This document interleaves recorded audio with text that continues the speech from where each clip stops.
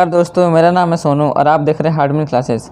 मेरे चैनल पर आप सभी का स्वागत है। आज मैं आपको 21 अप्रैल के इम्पॉर्टेंट करंट अफेयर बताने वाला हूं, तो प्लीज़ वीडियो को अंत तक ज़रूर देखिएगा। तो चलिए फ्रेंड्स, आज से क्लास स्टार्ट करते हैं। आज का हमारा पहला नंबर क्वेश्चन है कि oil price plunged to 22 year low. मतलब क्या बोल रहा है कि तेल की कीमत जो है 22 साल के निचले स्तर तक गिर गई है। इस कोरोना वायरस के कारण क्या हो गया है कि तेल का जो कीमत है 22 साल पहले ऐसा हुआ था केस और 22 साल बाद अभी हुआ है। तो देखिए क्या बोला जा रहा है कि New York oil crashed on Monday to nearly $11 per barrel, the lowest level since 1998। कि न्यूयॉर्क का तेल जो है सोमवार को लगभग $11 प्रति बैरल पर दुर्घटनाग्रस्त हो गया। दुर्घटनाग्रस्त हो गया मतलब क्या कि बेकार हो गया। अब ये बेकार आप ये भी तो बोल सकते हैं ना हम लोग कि इस कोरोना वायरस के कारण ऐसा हो रहा, बोल सकते हैं क्या इसी के कारण ही ये बेकार हुआ, दुर्घटनाग्रस्त हुआ है, जो 1998 के बाद का सबसे निचला स्तर था। ऐसा केस हुआ था 1998 में और ऐसा केस अभी हुआ है। ठीक है, नेक्स्ट बढ़ते क्या है कि Vijay Mallya loses UK High Court appeal in extradition case. मतलब कि विजय माल्या जो है प्रत्यर्पण मामले में यूके हाई कोर्ट की अपील पर भी हार गया। अब देखिए इसके बारे में थोड़ा जानते हैं कि ये है क्या। तो शराब निर्माता ये है, ठीक है। विजय माल्या जो कौन थे, तो ये जो है शराब निर्माता है। तो इन्होंने सोमवार को कथित रूप से 9,000 करोड़ रुपए की धोखाधड़ी और मनी लॉन्ड्रिंग के आरोपों के संबंध में भारत को अपने प्रत्यर्पण आदेश के खिलाफ उच्च न्यायालय की अपील खो दी। तो क्या बोला जा रहा कि विजय माल्या जो देखिए क्या किया था, ये जो है भारत से 9,000 करोड़ रुपए लेकर जो है विदेश भाग गया। तो भारत क्या किया, उसके ऊपर जो है एक फ्रॉड और मनी लॉन्ड्रिंग का केस जो है लगा दिया। ठीक है, भारत क्या किया कि उनके ऊपर जो है मनी लॉन्ड्रिंग का केस और फ्रॉड का केस जो है लगा दिया। अब जब लगा दिया तो इस केस से बचने के लिए वो जो है ब्रिटेन में, यानी यूके में ही तो ब्रिटेन है ना, तो यूके में क्या किया, उन्होंने एक केस कर दिया भारत के ख़िलाफ़ कि ये जो केस लगाया गया है मेरे ऊपर वैसे भी झूठा केस है, लेकिन ये केस तो सच है। इसीलिए क्या हुआ कि वो जो है उस केस में हार गया। अभी ये विजय माल्या क्या बोलते हैं कि मैं सुप्रीम कोर्ट तक जाऊँगा अपना बातों को लेकर के। अब देखिए कि आगे क्या होता है सुप्रीम कोर्ट के आगे, जो भी खबर आएगा मैं आपको बताऊंगा। और ये बहुत ही इंपॉर्टेंट है फ्रेंड, क्योंकि विजय माल्या कोई छोटा मोटा इंसान नहीं है, ये बहुत ही धोखाधड़ी किया है इंडिया के बैंकों के साथ। इसके ऊपर बहुत सारा कर्ज है, जो कि बहुत सारा तो माफ़ कर दिया गया है, लेकिन फिर भी ये जो है और भी बहुत सारा है कि जिसको चुकाया नहीं है अभी तक और विदेश भागा हुआ है। ठीक है, नेक्स्ट बढ़ते हैं। थर्ड नंबर क्वेश्चन क्या है कि no communal angle in Palghar lynching case, Uddhav Thackeray क्या बोल रहा है कि उद्धव ठाकरे बोल रहे हैं कि पालघर लिंचिंग मामले में कोई सांप्रदायिक कोण नहीं। अब देखिए थोड़ा इसके बारे में मैं आपको बता देना चाहता हूँ। ठीक है, आप लोग चाहे तो आप इसे हिंदी भी पढ़ सकते हैं, लेकिन मैं आपको थोड़ा बता देना चाहता हूँ इसके बारे में कि ये हुआ क्या था, एक्चुअल में ये हुआ क्या था। दो संत थे, ठीक है, दो साधु संत थे, महात्मा थे। उन्होंने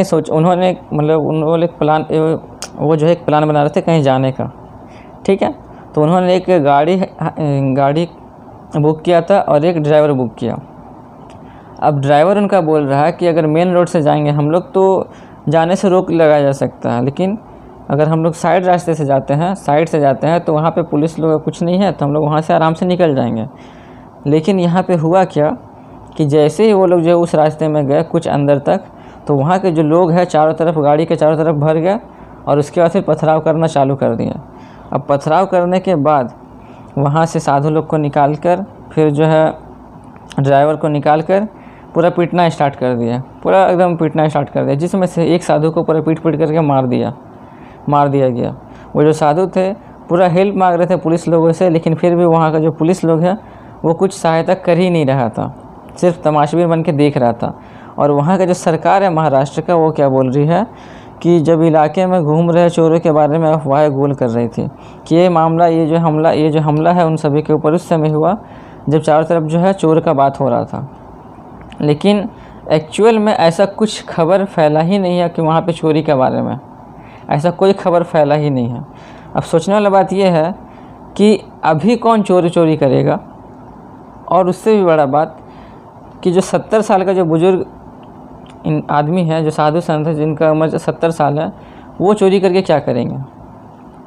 ये सभी सोची समझी साजिश है। आगे बढ़ते क्या है, कोरोना वायरस के ऊपर देखिए खबर आया है कि सोमवार को, ठीक है, यानी कि कल तक जो ये आंकड़ा कितना बढ़कर हो चुका है, तो 1,65,000 ये हो गया पूरा दुनिया में।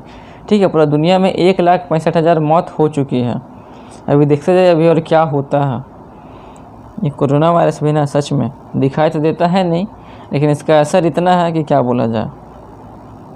5वां नंबर क्वेश्चन है हमारा कि Kapil Dev Tripathi appointed secretary to president Kovind, कि जो हमारे प्रेसिडेंट हमारे राष्ट्रपति जो रामनाथ कोविंद जी हैं उनके सेक्रेटरी के रूप में किसे चुना गया है, तो वो चुना गया है कपिल देव त्रिपाठी के बारे जी को। अब आपके दिमाग में ये सवाल आएगा कि ये कपिल देव त्रिपाठी है कौन। तो ये कपिल देव त्रिपाठी है 1980 बैच IAS रिटायर ऑफिसर। ठीक है, ये जो है 1980 के बैच के ये एक IAS रिटायर ऑफिसर है। और ये कहाँ के ऑफिसर थे, तो ये असम मेघालय के ऑफिसर थे। ठीक है, तो ये वहाँ से रिटायर हो चुके थे और इसलिए फिर इनको जो है इनका सेक्रेटरी के रूप में चुना गया है। ठीक है, और ये काम किस में करेंगे और ये किस चीज़ के चेयरमैन हैं, तो ये चेयरमैन है हमारे पब्लिक एंटरप्राइज सिलेक्शन बोर्ड के। ठीक है, 6वां नंबर क्वेश्चन है हमारा आज का कि Manipur free of covid announces CM lockdown relaxed in rural areas. क्या बोल रहा है कि मणिपुर जो है फ्री हो चुका है कोविड-19 से। इस कोरोना वायरस के केस से मणिपुर जो क्या है पूरा फ्री हो चुका है। ठीक है, और ये जो लॉकडाउन है वहाँ पे अब हटा लिया गया है। अब इसका मतलब ये नहीं बोला रहे, क्या बोला गया है यहाँ पे कि फिर भी जो है वहाँ पे रेस्ट्रिक्शन होगा, है ना, फिर भी वहाँ पे रेस्ट्रिक्शन होगा अर्बन एरिया में जब तक ऑर्डर दिया गया है। ठीक है, तो यहाँ पर देखिए वहाँ पे लॉकडाउन हटा दिया गया है, इसका मतलब ये नहीं है कि वहाँ पे जो है सब कुछ नॉर्मल हो चुका है। लॉकडाउन हटाने का मतलब ये है कि वहाँ पे काम काज जो है सभी स्टार्ट हो गया है, वहाँ पे सभी दुकान खुलेगा, लेकिन सब काम होगा वहाँ पे, लेकिन ऑर्डर फॉलो करते हुए होगा, सोशल डिस्टेंस को मेंटेन करते हुए होगा और मास्क पहन कर रहना है। और गोवा भी फ्री हो चुका है, आपको तो पता ही है। नेक्स्ट बढ़ते क्या है 7वां नंबर क्वेश्चन कि which institute has developed a solid state sensor that can detect heavy metal ions in water.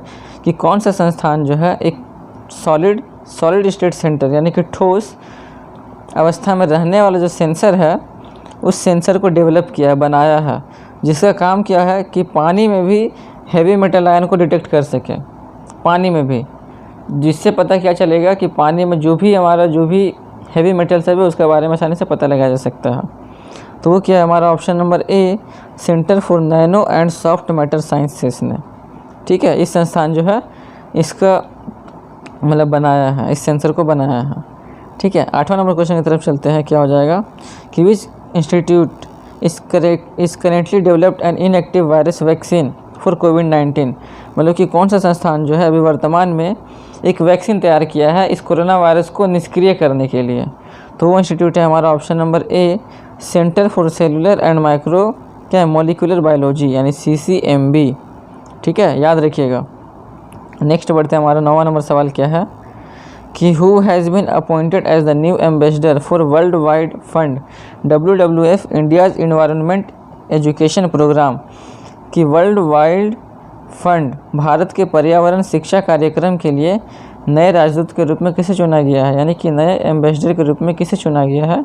तो ये चुना गया है हमारा, ये भी हो जाएगा हमारा option number A Viswanathan Anand ji को चुना गया है। ठीक है, 10वां नंबर क्वेश्चन है हमारा आज का कि which country halt his annual funding to WHO। ये तो आप सभी को पता ही होगा कि कौन सा देश जो है WHO को जो फंडिंग देता था, जो जिसकी वजह से WHO का कंपनी चलता था, ये जो ऑर्गेनाइजेशन है ना वो चलता था जिसके फंडिंग के कारण, तो वही जो फंडिंग पे रोक लगा दिया। तो कौन है, तो हमारा है अमेरिका, आपको पता होगा। और ऐसा क्यों हुआ, तो ये भी आपको पता होना चाहिए कि ऐसा इसलिए हुआ कि उसने इस कोरोना वायरस को खबर को लेकर के चाइना का जो डेटा है बताने से मतलब नहीं बताया है, शेयर नहीं किया है। मतलब कि इसको पता था कि ये सभी जो हुआ है कोरोना वायरस का जो भी ये फैला है, इसे भी इसके पीछे चाइना का हाथ है, लेकिन वो जो नहीं बताया, ये जो डेटा को छुपा करके रखा, और इसीलिए जो है अमेरिका जो इसके ऊपर रोक लगा दिया फंडिंग को। क्योंकि यहाँ पे बात ऐसा हो रहा ना कि पैसा हम दे रहे हैं, मान लीजिए कि आप WHO है और हम अमेरिका है, तो पैसा हम आपको दे रहे हैं, फंडिंग हम आपको कर रहे हैं, जिससे आपका ऑर्गेनाइजेशन चल रहा है। ठीक है, लेकिन आप काम कर रहे हो दूसरा का, तो जाहिर सा बात है हम तो अपना फंडिंग रोक लेंगे, हम तो यही करेंगे ना। तो यहाँ पर भी वही काम हुआ है। 11 नंबर सवाल की तरफ बढ़ते क्या है वो हमारा, ये कितना देने का बात था, $500 मिलियन जो है रोक लिया गया है एनुअल, जो देने का बात था। अब देखिए कब से फिर स्टार्ट होता है। 11 नंबर क्वेश्चन है हमारा आज का, और ये भी बहुत ही इम्पोर्टेंट है कि $113 बिलियन की कुल संपत्ति के साथ फोर्ब्स की वार्षिक विश्व की अरबपतियों की सूची में शीर्ष पर कौन है, मतलब कि टॉप पर सबसे कौन है सबसे अमीरपति लोगों में। तो ये भी अभी अमेज़ॉन के फाउंडर जो भी है कौन है, तो है जेफ बेजोस, अभी वो टॉप पर है 113 बिलियन नेटवर्थ के साथ। नेक्स्ट बढ़ते क्या बोल रहा कि केंद्रीय औषधि मानक नियंत्रण संगठन यानी कि CDSCO ने कोविड-19 के परीक्षण के लिए, ठीक है, एक एंटीबॉडी रैपिड टेस्ट किट जो है इसको बनाने के लिए कितने भारतीय फर्मों को मंजूरी दी है। तो ये मंजूरी दिया गया है 67 भारतीय फर्मों को।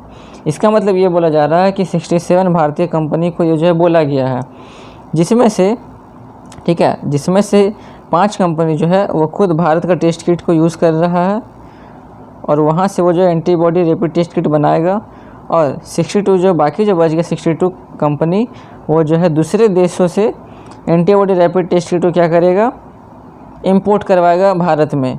और वो कौन कौन सा देश हो सकता है, तो वो देश हमारा चाइना, साउथ कोरिया और यूनाइटेड किंगडम, फ्रांस और इज़राइल, ठीक है।